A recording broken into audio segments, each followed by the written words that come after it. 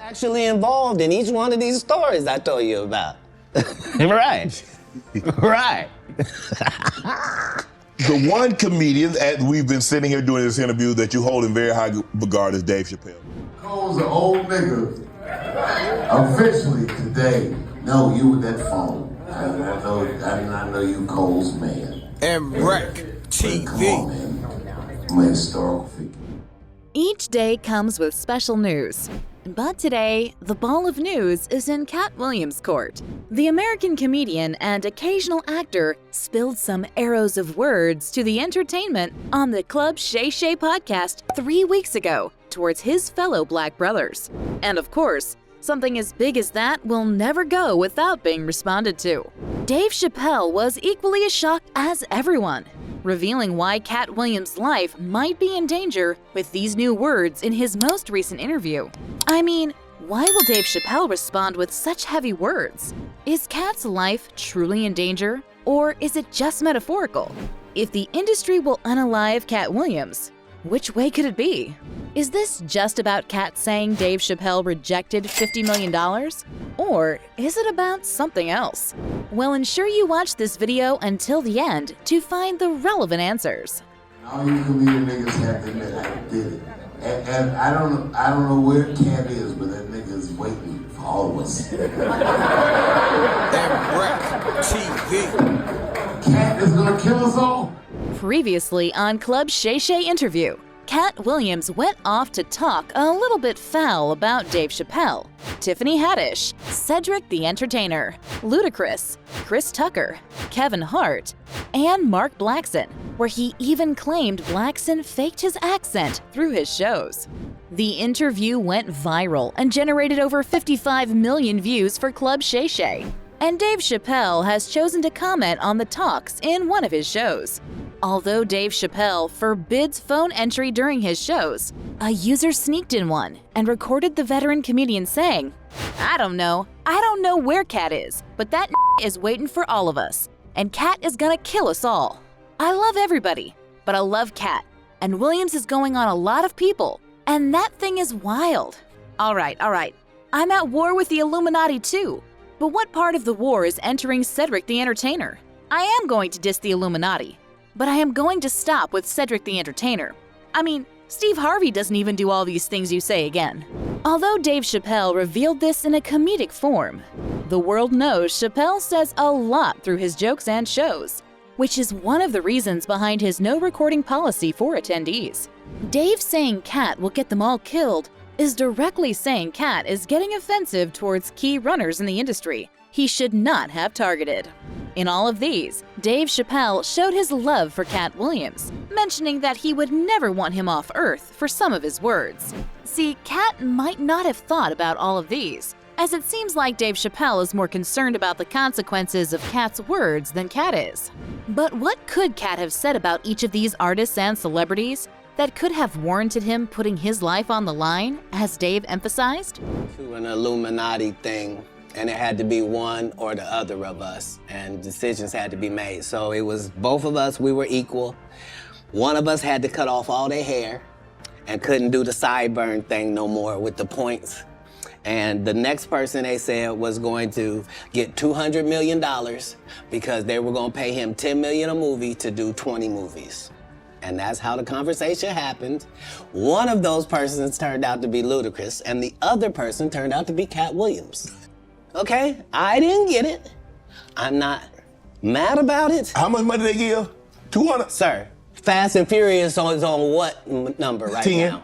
200 million. I might need to get me one of the more women that look the same. On the line is Ludacris. Katt Williams recounted how Ludacris and he were invited to an Illuminati thing, and the two of them were made to make some decisions. He revealed that Ludacris was offered $10 million a movie and agreed to give him 20 more movies, which sums up to the $200 million Ludacris was offered that day. Katt didn't stop there. He revealed that Fast and Furious was hugely promoted because of this deal, just to ensure that some parts of the promise given to Ludacris were met. But is that all? Well, Katt also mentioned that the Illuminati-like arrangement they went to would demand something in exchange in the long run. But he didn't mention what was demanded of Ludacris. Who should have revealed all that on a show?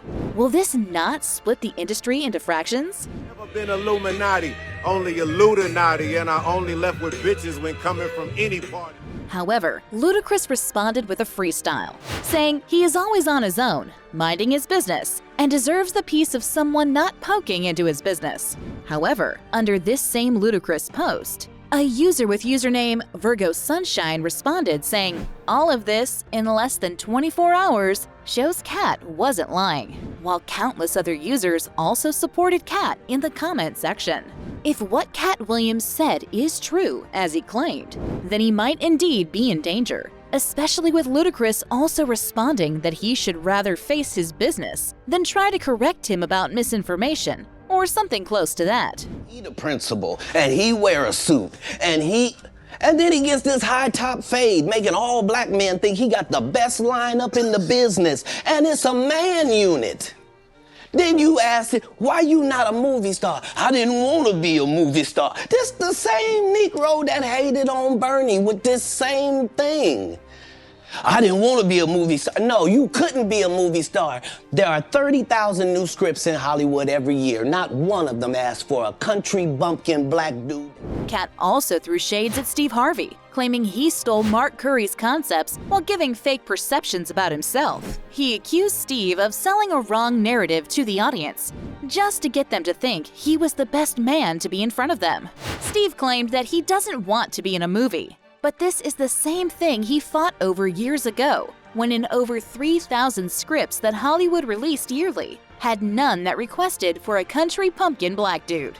That would hurt anyone. I mean, that will trigger anyone into anger. This is like Steve Harvey telling people he used to be homeless. That's my story. That's not his story. Steve Harvey wasn't never homeless. When Mark Curry was touring with him 25 years ago, he was making $3,000 a show in cash and doing 5 shows a week. Katt didn't stop there. He went ahead to say Steve Harvey was always lying about being homeless, whereas Steve was with Mark Curry for 25 years, going on tours where he made $3,000 every day. This new year is just to remind people to make sure in 2024 that you live your life with a life filled of expectation. The way of life is that those who respond immediately aren't mostly as dangerous as those who are silent when you hurt them. Steve responded fast, but didn't mention Katt Williams in any of the videos he released days after Katt's interview. He just went on to say people should focus on positivity rather than the negative sides of people's handiwork, so they can see life more beautifully.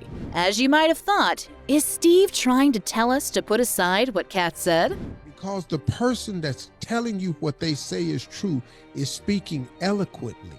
Don't be deceived by that. There are some people who know how to lie so well. Steve also emphasized that people should not accept words from people who claim to be speaking the truth, just to reveal bad parts of people. Beware of people who will sprinkle the truth in a towel of lies. Anyone who claims to be righteous but wouldn't keep the bad side of people, Steve said. This is getting tougher.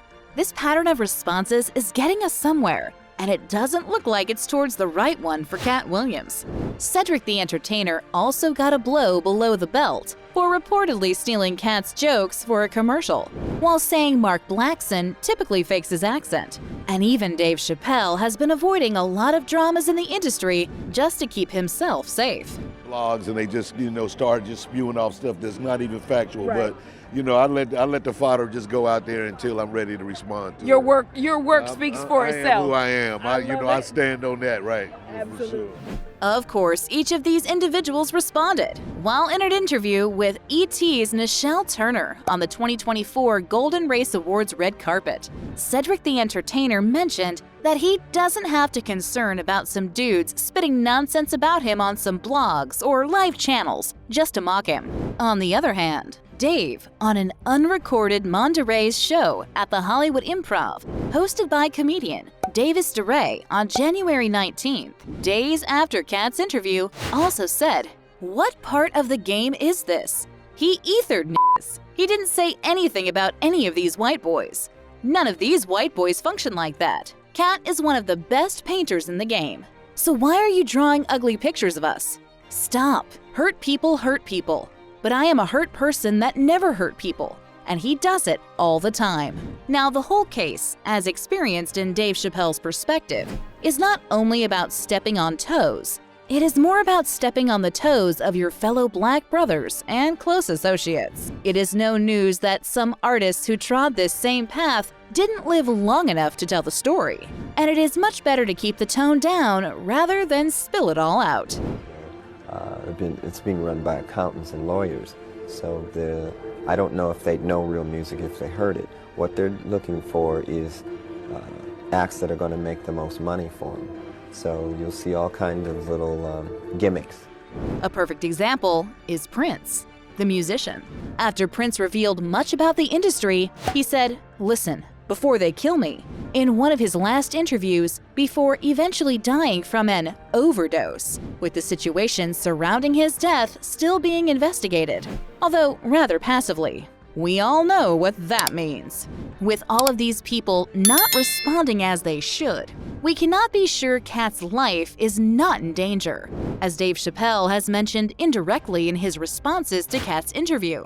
If you are observant too, you will notice Dave didn't really focus on some of the talks Katt said about him, but rather on the complications Katt might have drawn on himself in the industry. So, the big question now is Katt Williams safe?